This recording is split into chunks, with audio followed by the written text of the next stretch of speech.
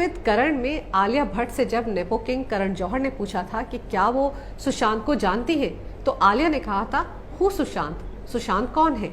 लेकिन आज आलिया के पूरे खानदान को पता चल गया होगा कि दरअसल सुशांत है कौन। अब समझ में आ गया होगा कि वो करोड़ों हिंदुस्तानियों के दिलों में बसते हैं और ये वो जगह है जहां बॉलीवुड के बड़े बड़े सितारों के लिए नो एंट्री है। ये मैं इसलिए कह रही हूं क्योंकि इस बार रिया चक्रवर्ती के गुरु महेश भट्ट बुरे फंस गए हैं।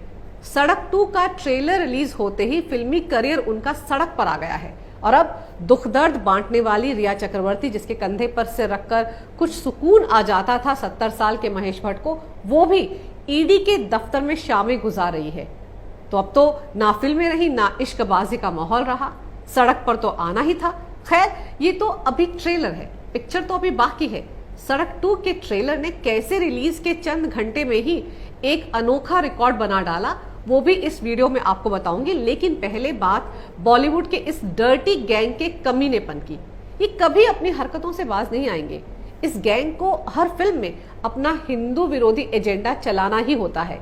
महेश भट्ट तो इतना बड़ा सेकुलर है और इतना बड़ा हिंदू विरोधी है कि इसे सारी बुराई हिंदू धर्म में ही नजर आती है। हिंदू देवी देवता हो, हिंदू धार्मिक स्थल हो या हिंदू धर्मगुरु हो, इन जनाब को तो सारी बुराइयां सिर्फ और सिर्फ यहीं पर दिखती हैं। इस फिल्म सड़क 2 के ट्रेलर में आलिया भट्ट का एक डायलॉग है जिसमें वो कहती हैं, एक फेक गुरु जिसकी वजह से मैंने किसी अपने को खोया है। ये जो महेश भट्ट एंड गैंग है, इन्हें तो हिंदू धर्म गुरु ही फेक नजर आते हैं। यही फरेबी होते हैं, यही धोखेबाज होते हैं, यही धर्म के नाम पर लोगों को बरगलाते हैं और गुमराह करते हैं। अब इसी वाहियात डायलॉग के चलते आलिया भट्ट भी सोशल मीडिया पर ट्रोल हो रही हैं और गुरु महेश भट्ट का तो पूछिए मत, उन पर तो चौतरफा बौछार हो रही है आरोपों की। सोशल मीडिया भरा पड़ा है, खूब खरी खोटी सुनाई जा रही है महेश भट्ट को, यानी कि रिया के गुरु को। सड़क 2 के ट्रेलर के कमेंट बॉक्स पर एक फिल्म क्रिटिक रोहित जायसवाल ने महेश भट्ट पर निशाना साधा है और लिखा है कि एक बार के लिए आलिया के बोले इस डायलॉग से शब्द गुरु को हटा दीजिए और उसकी जगह मौलवी या पादरी इस्तेमाल करिए। मिस्टर भट्ट, आप इसे कर सकते हैं, कोई चर्चा नहीं, सिर्फ आपको ये शब्द रिप्लेस करना है और ट्रेलर को दोबारा लॉन्च करना है। आपसे मैं ज्यादा कुछ नहीं मांग रहा हूं महेश भट्ट साहब, सड़क 2 का ट्रेलर रीलॉन्च कर दीजिए। इसी ट्वीट को रीट्वीट करते हुए कंगना रनौत ने महेश भट्ट को पाकिस्तानी दलाल कहते हुए लिखा है कि आपने बहुत अच्छा पहचाना है, क्या ये गुरु को मौलवी से रिप्लेस कर सकते हैं और कैलाश कांड को मक्का कांड से? क्या साधु लिंचिंग का इन पूर्वाग्रहों से कोई लेना देना है? पाकिस्तानी दलाल क्यों धार्मिक भावनाओं को ठेस पहुंचा रहे हैं और घृणा फैला रहे हैं? यानी ट्रेलर तो छोड़िए, इस फिल्म की कहानी में हिंदू धर्म को लेकर काफी झोल है। दरअसल महेश भट्ट तो बॉलीवुड में सेकुलर और लिबरल जमात के ठेकेदार हैं, हमेशा अपना झंडा बुलंद रखते हैं। वो तो आजकल कोई इन जैसों को घास नहीं डाल रहा, वरना कांग्रेस के जमाने में तो ये इतने बड़े सेकुलर नेता थे कि टीवी चैनल्स पर हर डिबेट में नजर आते थे। और ये क्यों पादरी या मौलवी को बुरा कहेंगे? ये रिया चक्रवर्ती के गुरु हैं और इनका खुद का गुरु है वो भगौड़ा इस्लामिक कट्टरपंथी प्रचारक, क्या नाम है उसका, हाँ वो जाकिर नाइक, जो इस वक्त चूहे की तरह मलेशिया में बिल में छिपा बैठा है, लेकिन जिहादी हरकतें उसकी चलती रहती हैं। और महेश भट्ट को तो जिहादी मानसिकता वाला ये जाकिर नाइक भी हीरो दिखता है। उस पर तो ये फिल्म बनाना चाहते थे। दिल्ली दंगों की फंडिंग करने वाले, मुस्लिम बिरादरी के युवाओं को जिहाद की तरफ धकेलने वाले जाकिर के हर फंक्शन में ये जा धमकते थे। और क्यों जाते थे? क्या इतने बेले थे ये? अरे वो इनकी फिल्मों की फंडिंग भी करता है। जिस जाकिर का पैसा इनकी फिल्मों में लगता है, क्या ये उस धर्म के खिलाफ एक लफ्ज भी बोलेंगे? कभी नहीं। इनकी जुबान तो खुलेगी ही नहीं, इनकी तो फंडिंग रुक जाएगी और ये सच में सड़क पर आ जाएंगे। जनाब, इस बॉलीवुड गैंग की सारी फिल्मों की फंडिंग भाईजान लोग ही करते हैं, वो दुबई वाले भाईजान हो या कराची वाले या फिर मुंबई वाले। अब भाईजान के धर्म के बारे में कुछ भी नेगेटिव दिखाने की बॉलीवुड गैंग में किसी की औकात है? ये अपने आकाओं को खुश करने के लिए ही इस तरह का हिंदू विरोधी एजेंडा चलाते हैं ताकि हिंदू धर्म को बदनाम किया जा सके और इसी की एवज में इन्हें वहां से फंडिंग मिलती है। और तो और महेश भट्ट ये जो भगौड़े जाकिर नाइक के फंक्शन में चले जाते हैं, उसके भी पैसे मिलते हैं। ऐसे फोकट में थोड़े उसकी तारीफों के पुल बांधते हैं। हिंदू धर्म को बदनाम करने वाली फिल्में बनाने का तो इन्हें ज्यादा पैसा मिलता है, इसीलिए इस बॉलीवुड गैंग को सारी बुराई हिंदू देवी देवताओं, हिंदू तीर्थ स्थानों और हिंदू धर्म के गुरुओं में ही नजर आती है। और अब आपको बताती हूँ सड़क 2 ने क्या अजीबोगरीब रिकॉर्ड अपने नाम कर लिया है। सड़क 2 का ट्रेलर रिलीज के साथ ही कुछ घंटों बाद ही दुनिया में सबसे ज्यादा नापसंद किए जाने वाले टॉप 10 वीडियोस में 7वें नंबर पर पहुंच गया है। मोस्ट हेटेड वीडियोस की कतार में शामिल हो गया है। जैसे ही सड़क 2 का ट्रेलर यूट्यूब पर रिलीज हुआ, वैसे ही चंद घंटों में इसे लाइक्स तो हजारों में मिले, लेकिन डिसलाइक करोड़ों में। और लगातार ये आंकड़ा बढ़ता ही जा रहा है। जी हाँ, ये एक ऐसा अजीबोगरीब रिकॉर्ड है जिसे देखकर महेश भट्ट तो क्या, उनका पूरा खानदान ही सदमे में चला गया होगा। इस ट्रेलर को देखकर सुशांत के फैंस का पूरा गुस्सा कमेंट बॉक्स में देखा जा सकता है। आपको कुछ कमेंट दिखाती हूँ। एक यूजर राशि चौधरी लिखती है, ऐसा मत सोचे कि हम इस ट्रेलर को संजय दत्त की वजह से डिसलाइक कर रहे हैं, हम सुशांत की वजह से इसे डिसलाइक कर रहे हैं।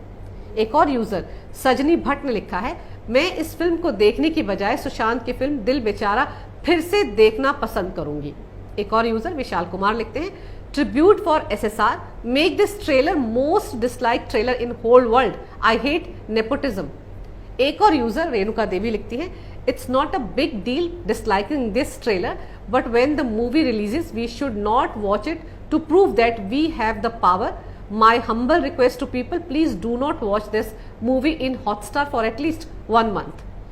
एक और यूजर लक्ष्य मिश्रा लिखते हैं, dislike until they found themselves on सड़क। एक और यूजर ने लिखा है, all this time they have been saying that the audience supports nepotism and made the star kids successful by watching their movies.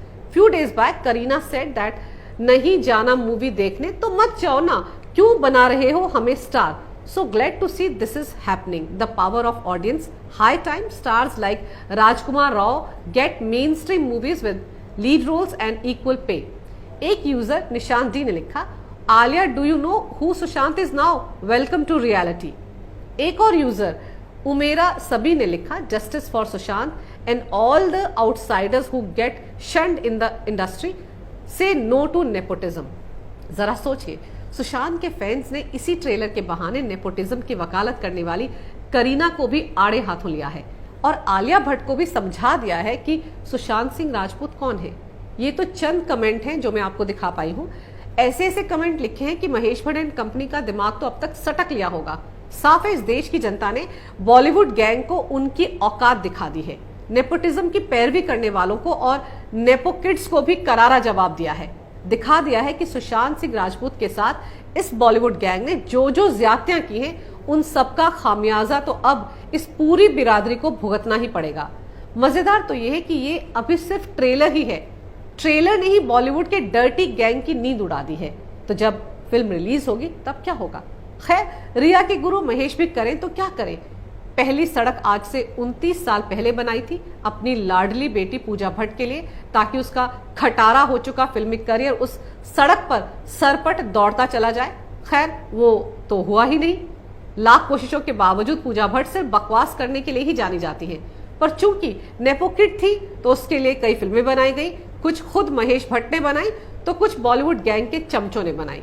फिर अब सड़क 2 बनाए गुरु महेश ने उस बेटी आलिया के लिए जिसका करियर नेपोटिज्म की बदौलत और नेपो किंग करण जौहर की मेहरबानी से सरपट दौड़ता ही जा रहा था। लेकिन इस सड़क 2 के बनने के बाद तो आलिया का करियर भी सड़क पर ही आ गया है। मुझे तो लगता है कि कैसे इतना बड़ा सदमा महेश भट्ट सहन कर पाएंगे। 29 साल बाद ये फिल्म बनाई थी, ट्रेलर का ये हाल है तो फिल्म रिलीज के बाद क्या होगा।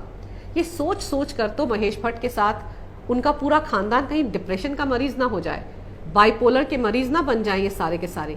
ये तो वैसे भी साइकेट्रिस्ट हैं, भविष्यवेता हैं। ये तो 2 मुलाकातों में ही कौन डिप्रेशन का मरीज है, कौन बाइपोलर का शिकार है, ये सब कुछ बता देते हैं।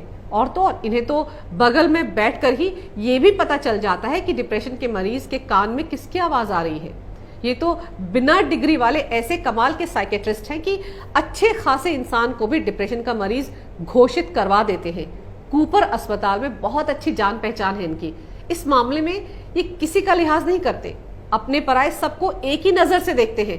तभी तो इन्होंने गुजरे जमाने की मशहूर अभिनेत्री परवीन बॉबी को भी डिप्रेशन का मरीज बनवा दिया था। उसका इलाज भी यही महेश भट्ट कूपर अस्पताल में ही करवाते थे। वहां के डॉक्टरों पर इन्हें इतना भरोसा है कि सबको वहीं भेजते हैं, जो डिप्रेशन का मरीज हो उसे भी, और जिसे डिप्रेशन का मरीज बनवाना हो उसे भी। अब क्या पता ट्रेलर रिलीज के साथ ही परवीन बॉबी वाली आवाजें खुद महेश भट्ट को भी सुनाई देने लग जाएं। अब इन्हें भी उसी डॉक्टर से अपॉइंटमेंट लेनी पड़ेगी जिससे ये सुशांत का इलाज करवा रहे थे। अरे अपनी यंग एंड वाइब्रेंट गर्लफ्रेंड रिया चक्रवर्ती के बॉयफ्रेंड सुशांत का इलाज ये जिस डॉक्टर से करवा रहे थे उसी डॉक्टर की बात कर रही हूं। अब इन्हें वहां लेकर कौन जाएगा, ये भी तो बड़ा सवाल है। अपने बॉयफ्रेंड की मौत के 5वें दिन इन्हें आई लव यू कहने वाली गर्लफ्रेंड तो आजकल ईडी के गेड़े में आई हुई है। वहां से छूटेगी तो सीबीआई के चक्कर में पड़ जाएगी। अब उसे तो फुर्सत मिलने वाली नहीं है। दरअसल ये महेश भट्ट ही थे जिन्होंने सुशांत की मौत के चंद घंटे बाद ही उसे डिप्रेशन का मरीज बताकर उसकी हत्या को आत्महत्या बताने का नैरेटिव सेट करने का एजेंडा चला दिया था।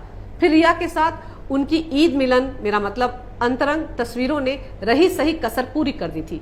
रिया के गुरु बनकर उसको हर कदम पर सलाह देने वाले महेश भट्ट पर भी सीबीआई की नजर है। फिलहाल तो वो सड़क 2 के चलते सड़क पर आए हैं। जरा सोचिए, जब कानूनी शिकंजे में आएंगे तब इनका क्या हाल होगा। यही नहीं, अब तो विश्व हिंदू परिषद भी सड़क 2 फिल्म में दिखाए गए हिंदू विरोधी प्रोपेगेंडे के खिलाफ कोर्ट जाने की तैयारी में है। यानी बुरे फंसे रिया चक्रवर्ती के गुरु महेश भट्ट चारों तरफ से घिर गए हैं अब तो। अगर आपको मेरा ये वीडियो अच्छा लगे तो कृपया इसे लाइक करें, शेयर करें और हमारे चैनल को सब्सक्राइब करना ना भूलें। देखते रहिए कैपिटल टीवी।